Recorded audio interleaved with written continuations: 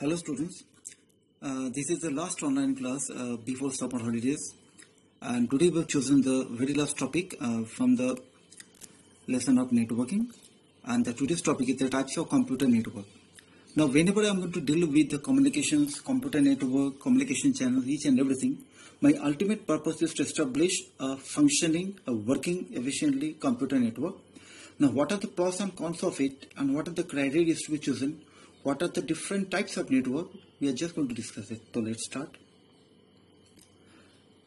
Now whenever I'm going to go for a computer network, basically a standard statement or definition it goes, and it says that a dedicated infrastructure deployed for sharing resources. Now we can find it out. This word has been highlighted, sharing resources, because whenever I'm having the network, the basic purpose is a resource sharing. If you have anything to share, it may be any type of resources, then you should need a proper channel and the person to whom it is to be given. The same thing has been mentioned over here also. So it is called that infrastructure, dedicatedly settled down infrastructure, which is being deployed for sharing resources among the host, computers, PDS, different type of components. Notes abiding a set of rules. Now this is very crucial for the further studies, that whenever we are going to deal with the transfer of data or services, certain rules are being followed both at the server point as well as for the client point. These are called the protocols. Now the different type of protocols are there. One of the very common protocol is the TCP/IP, and another one is HTTP. You know it properly, at least some outline also. And whenever they are going to go for it, they are abiding certain rules, and they are using certain type of communication channels, and I think we have already discussed about that also in the last session. So whenever a dedicated infrastructure deployed for sharing resources among the host, computers, PDS and their nodes, abiding certain rules or protocols, and they are using any form of communication channel, it may be wired or line, or it may be wireless, we should call it a computer network. Now whenever I'm going to call it a sharing resources, it is better to say that this is a core and crucial purpose of deployment of a network. So what do you mean by a resource, and what are the things we can share? At least I should give you some outline.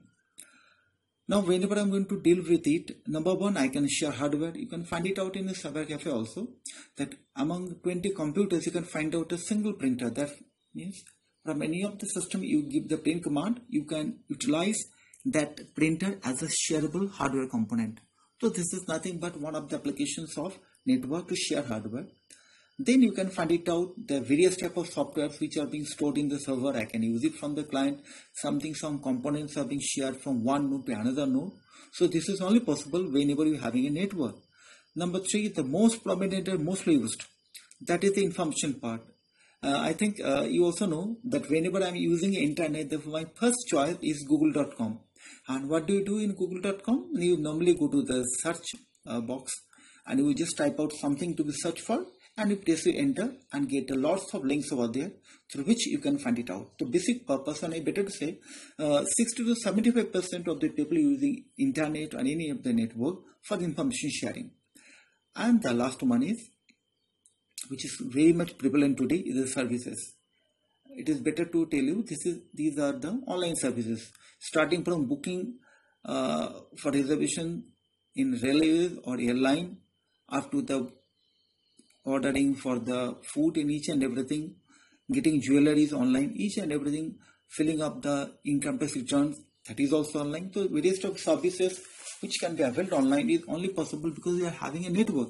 So these are the basic 4 type of resources that you can share whenever you're having a network. Now come back to the next point, whatever I'm going to discuss, and that is types of computer network. Now whenever I'm dealing with the types of computer network, what is the core topic or the thing we have chosen for today, that also depends on certain things, because what type of network I'm going to choose, that is to be dependent on certain criteria, certain basic criteria, and those are geographical span of network, how much area is to be covered by network.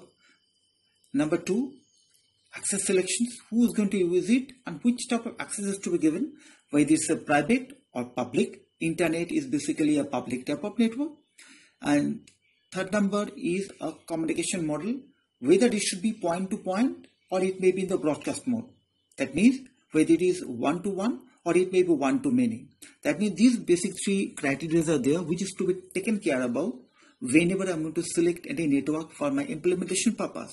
Now these are somehow can be depicted in this format, that if you go to the geographical span, that means the network selection is specially for covering a certain geographical area. My concern is that then it can be divided into three major criteria or classes.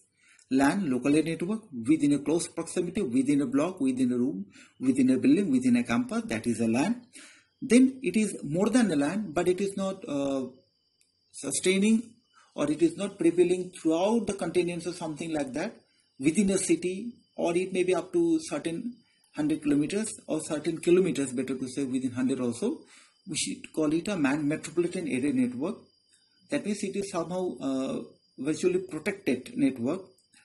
And the number 3 is a WAN, wide area network. Whenever you do not have any geographical boundary or limitations, a state, a country, a continent, or the entire globe can be covered. So internet is an example of WAN, wide area network. Now the criteria number 2, whenever you go for the access, whether it's a private or it may be public, mostly what are the online services you are getting. Now these cases are actually being coming under the access criteria called public, otherwise you wouldn't have used it for your own purpose. And the number 3 is basically a technical one, point to point or broadcast. In point to point, a single selected route is being scheduled or deployed for transferring message from one computer host to another host. But in the second case, a number of computers or number of nodes are being connected to a single channel, so whatever is being broadcasted from one particular host, that is being made available, or that message is being listened by all the computers or nodes or the components connected to that particular channel. So that is called broadcast mode. Now after that, it is better to say what are the different types of topologies. Now why I have shifted to topology concept? Because whenever you are having the LAN, there are different type of orientation of arrangement of computers and components, shareable components, which can be properly made within a LAN. We call it a topology. That means orientation or implementation or design of computers or components within a LAN is called a topology. Now basically there are 4 different types. Number 1, the star, when number of computers or hosts are to be connected to a central one, so dependency over there on the central one. Number 2 is the ring. It is a point-to-point type of thing. That means the message is being passed to one host to another one, and whenever it releases the message, then only it goes to the third one. That means from A to B. If B releases it, then it goes to C. If the message is being passed to from B to C, and if C finds it out that the destination mentioned in that message is C, then only it is being copied, otherwise it is being ignored and passed on to the next, and the things keep on going till it reaches from the source who has sent the message. Number 3, in the tree, it's an inverted tree, better to say. The things are being branching or flowing down in the something like branches. From A it is B to C to D, and B can also be extended like inverted T to some other nodes. It is something like that. And the number 4 is bus topology. Now this is also in a broadcast mode. Whatever is available with A, if it's supposed to send it to D, so normally that message is being put in the bus. It's a bus cable or bus, and in that case, whenever it reaches D, it finds it out that with the message, the destination address of the target is D, the message is being copied, and the control is being made free.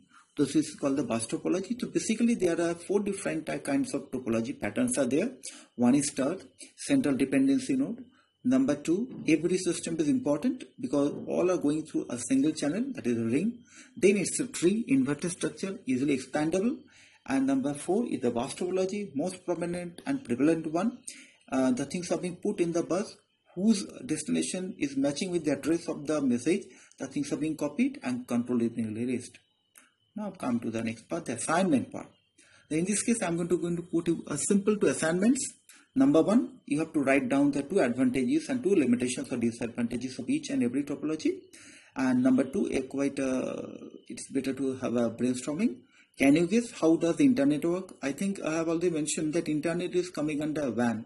So it is only for you. Please do something. A brief notice to be diagram. That means please draw a diagram. You can note it down and you can write down the certain points. How do you think that the internet is working? That is to be done. Now stay at home, stay safe, and please enjoy the holidays. And better to say, keep being in home also. You just invest your time in some creative, constructive one. And thank you.